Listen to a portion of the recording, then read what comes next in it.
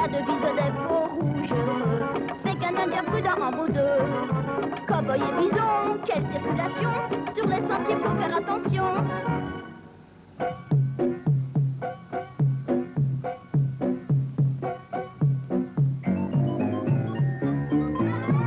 Ça fait vous mettre les enfants?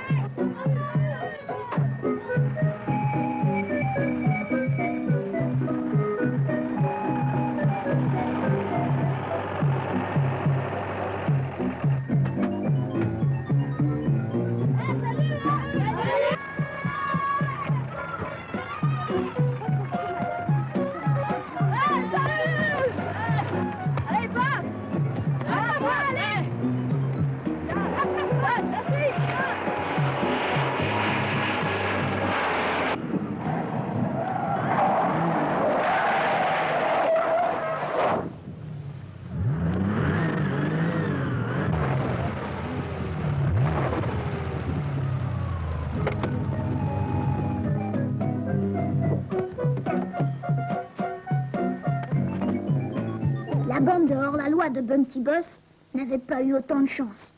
Mais laissez-moi vous raconter son histoire.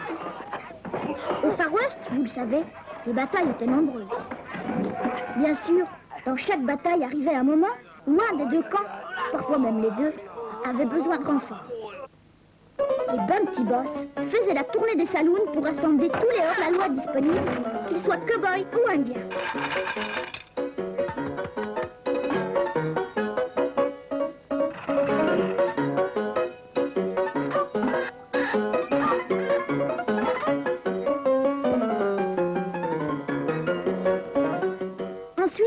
Bumpty Boss allait installer son chariot au milieu de la bataille. Ouais, ouais. Et attendait qu'un des deux camps ait besoin de renfort. Fouillez! Attention de ne pas faire comme la dernière fois, hein. Quand on vous appellera, descendez prudemment. Je crois que les clients ne devraient plus tarder. Ah, les voilà. Au premier de ces messieurs. Je vous en prie. Merci. Je voudrais 4 braves en renfort. Et il me faut 4 hommes aussi. Ah non, William, vous exagérez. J'ai déjà 4 braves qui ont une bosse, un qui a le nez tordu et 3 qui cherchent leurs plumes. Tout le monde descend prudemment. Bravo. Le chef et le shérif vous attendent de l'autre côté du chariot. Ouais.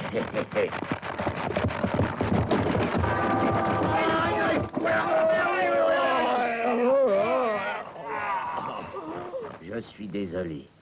Tant pis. On s'y attendait. Vous n'avez toujours pas compris que quand vous descendez du chariot, le moment le plus dangereux, c'est lorsque vous passez de l'autre côté. On a compris, Bumpty Boss. Désormais, on y pensera avant de descendre. Très bien, je vous ramène en ville. Quelques instants plus tard, le chariot de Bumpty Boss s'arrêtait dans la grande rue. Ouais, ouais. Allez, je vous offre quand même une limonade. Ah, merci, c'est sympa. Oui. Mais ils ont compris. Ouais. Oula, oula, oula, oula, oula, oula. Après ce coup du sort, Bumpty Boss décida de quitter la ville pour toujours. Pas pour toujours. Je boude un peu, c'est tout. Salut, monsieur. Elle est propre, votre voiture. Je vous remercie les enfants, mais surtout vous ne recommencez pas.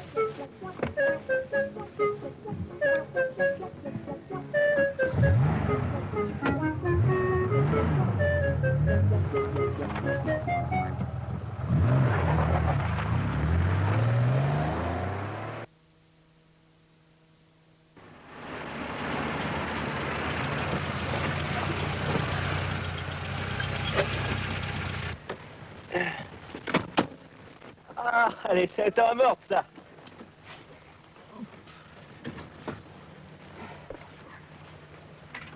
Oh, t'amènes le reste du matériel,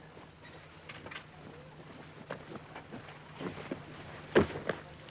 Oh, t'es coincé par ici, hein? Fais attention en ouvrant la portière. T'inquiète pas, il n'y a jamais personne.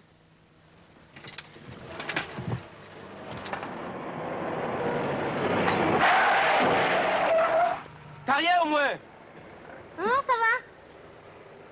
Bon, bah tu sortiras de la voiture que quand t'auras rangé tout ton matériel. Il y a de quoi se mettre en colère. Ouvrir une portière sans regarder est très dangereux pour les autres et pour soi-même. Les Oreilles Vertes en avaient fait l'expérience. Depuis quelques lunes, le chef des Oreilles Vertes avait décidé d'envoyer chaque jour ses braves semer la terreur dans la région. Et le soir, il attendait avec impatience leur retour. Alors, Nous étions cachés au carrefour de Bocanos. Nous avons vu arriver de loin le chariot de 3 types. Nous nous sommes mis au milieu de la route pour l'arrêter et le piller. vous êtes nuls. C'est pas notre faute si 3 plumes est myope. Disparaissez. Ah, voilà le retour de la 2e patrouille. Alors, On est en bonne santé, très bien. Vous avez semé la terreur à Deep City? Eh bien, bêtement, il faut le reconnaître, nous avons tourné à gauche en sortant du camp. Au lieu d'aller vers Deep City, nous nous sommes retrouvés dans la montagne. Et nous avons quand même terrorisé un lapin. Il était petit, mais Ils ont terrorisé un lapin. Disparaissez, imbécile! Mais qu'est-ce que je peux faire? Je voudrais être la terreur du pays. Tu n'as qu'à t'associer avec Moa. Bumpty Boss, le plus grand bandit de toute la région. Je suis venu te proposer de faire régner la terreur dans cette région. Mon rêve. Pour cela, il me faut beaucoup de guerriers courageux. Tous mes braves sont à tes ordres. Puis-je les voir? Rassemblement! Ce n'est pas terrible. Enfin, ça ira. Nous allons commencer par isoler la ville en attaquant la diligence. Ah ouais! Nous allons nous entraîner. Ça tombe bien. J'ai une vieille diligence. Elle pourra servir. Formidable. Allez tous prendre vos chevaux. Vous attaquerez l'un après l'autre. Moi, je vais inspecter la diligence. Je vais d'abord m'offrir une petite sieste.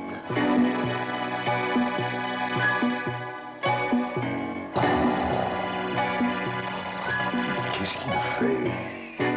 Bon, allez, tant pis. J'attaque. Voilà. Il faut que je m'occupe de ces imbéciles. Ah.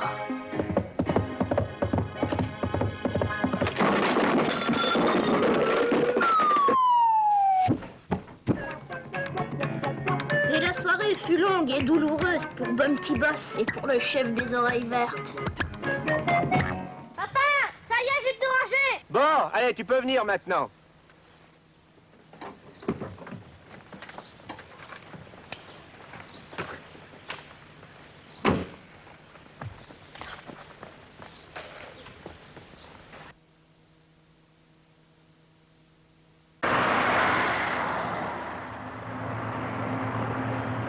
T'as vu toutes les voitures?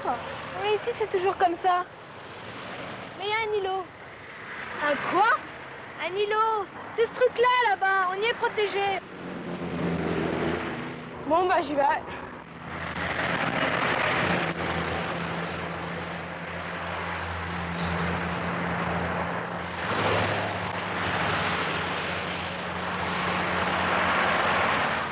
Mais qu'est-ce que tu fais? On sera encore là ce soir. Mais j'y peux rien, moi, il y a des voitures tout le temps. C'est parce que tu regardes des deux côtés. Comment je peux revenir ici? Qu'est-ce que je fais bête? Vous creusez par étapes. L'autre côté maintenant. Allons vite.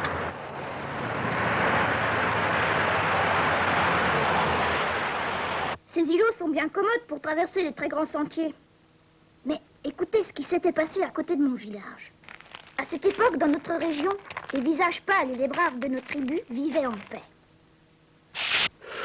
Enfin, presque tous. Car 2 hommes avaient décidé de continuer la lutte.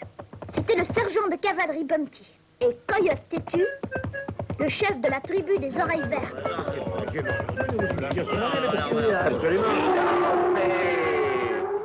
Nous allons attaquer le sergent Bumpty. Nous allons charger contre les Oreilles Vertes. Chargez! Oh, l'avant! Ainsi, chaque Chaque jour, les soldats du sergent Bumpty et les oreilles vertes s'élançaient les uns contre les autres sur le sentier de la guerre numéro 17, qui coupe ici le sentier qui relie notre village à Deep City, la ville des visages pâles avec qui nous vivons en paix. Cette situation nous posait bien des problèmes, car il était presque impossible de traverser. Aussi, c'est souvent le soir qu'arrivaient les croissants du petit déjeuner. Excusez-moi, mais un oreille verte en cachait un autre. Parfois, c'était pire encore. Je veux parler au chef avec le repu. C'est urgent. Tu as l'air affamé. Mange quelque chose, tu parleras après. Non! Tu as assez mangé. Dis-moi ton message. Je viens de Deep City, j'ai mis 3 jours avant de pouvoir traverser. Ça ne peut plus durer. Il faut faire quelque chose. Je vais voir le shérif. J'espère revenir avant une semaine. La situation est claire, cette route est très large et avec cette bande de fous qui galopent dans les deux sens, on ne peut jamais traverser. On pourrait leur demander de ne faire la guerre qu'un jour sur 2. J'ai une meilleure idée. Regardez, nous allons construire un îlot en pierre au milieu du sentier de la guerre 17. Et nous obligerons les cavaliers de Bumpty et les oreilles vertes à passer toujours à droite. Et comme ça, il suffira de regarder d'un seul côté à chaque moitié de la route. Et le lendemain, c'est moi qui fus chargé d'inaugurer, avec Brin d'Amidon, le nouveau carrefour.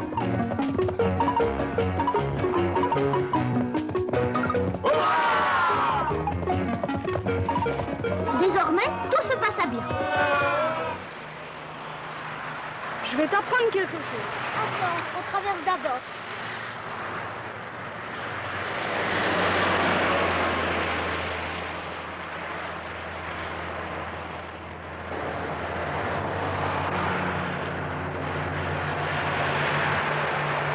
Eddie, tu voulais m'apprendre quelque chose? Ah ouais, c'est vrai, ouais. Oh, j'ai oublié, c'est pas grave.